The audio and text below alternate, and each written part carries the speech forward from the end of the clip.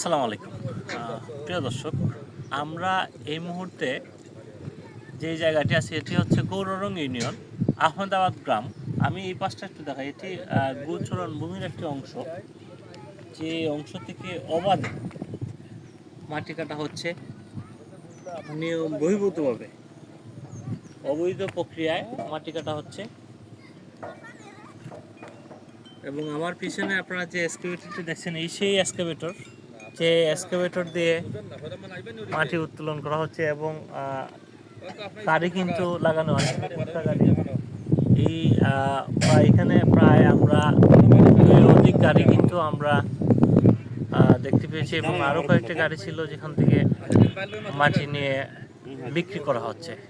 এই বিষয়ে সুনামগঞ্জ সদর উপজেলা প্রশাসন এসিলেন মহোদয়ের দৃষ্টি আকর্ষণ করছে।